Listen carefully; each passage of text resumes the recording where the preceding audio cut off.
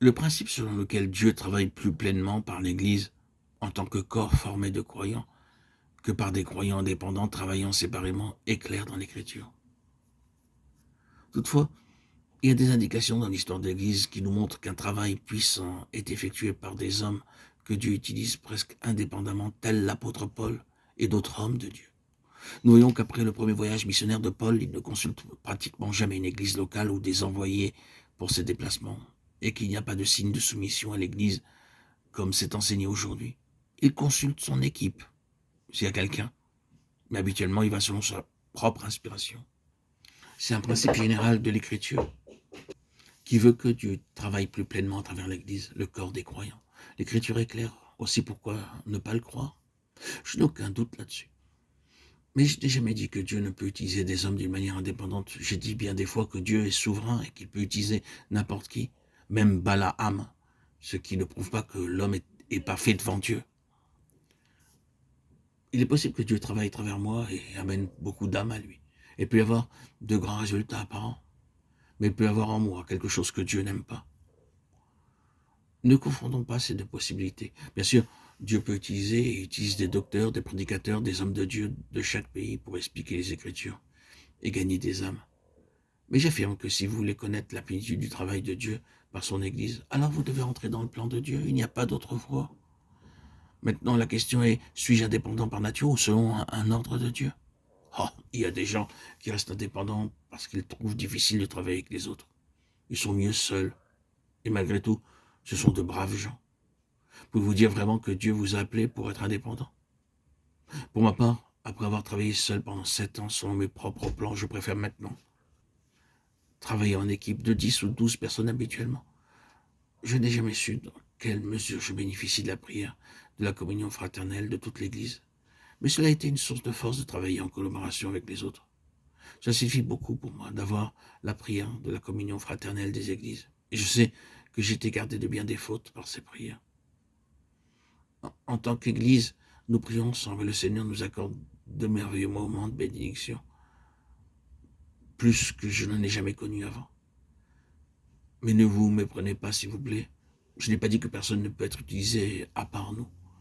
Nous prions pour le peuple de Dieu partout, mais lorsqu'il s'agit de construire une église, cela doit être selon le plan de Dieu. Je crois que c'est tirer une conclusion très rapide de dire que Paul n'a jamais consulté l'église locale ou un groupe après avoir terminé ses voyages missionnaires. Vous voyez, la Bible ne donne pas tous les détails. En premier lieu, ce fut Paul qui, très fermement et fidèlement, instruisit les premières églises dans ces divins principes. Pourquoi donc ne les aurait-il pas mis en pratique? Ne voulait-il pas être lui-même un exemple pour ces choses? Maintenant, il y a eu des circonstances dans lesquelles il ne pouvait pas consulter l'Église, et cela peut se produire aussi pour nous, lorsque nous n'avons personne avec qui prier. Dans ce cas, nous ne sommes pas sous la loi, mais sous la grâce. Si nous ne pouvons pas consulter nos collaborateurs en personne, nous pouvons sûrement le faire par lettre. Lorsque le travail commença à Jérusalem, il ne semble pas qu'il y ait eu aucune disposition pour l'Église. Et à ce moment-là, vous remarquez que Paul et Barnabas se déplacent selon leur gré. Ce fut seulement à Antioche que l'ordre de l'Église fut rendu clair, et ce fut de là qu'ils partirent au loin, sous l'influence directe de l'Église. Tout le long des épîtres, nous découvrons que Paul appelle l'Église à prier pour lui.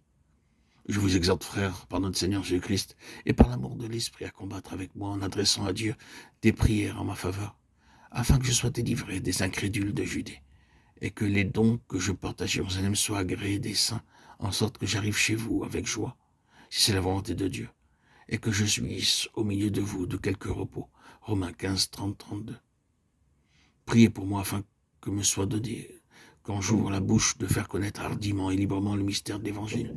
Éphésiens 6, 19. Priez en même temps pour nous, afin que Dieu nous ouvre une porte pour la parole, en sorte que je puisse annoncer le mystère de Christ, pour lequel je suis dans les chaînes, et de faire connaître comme je dois en parler.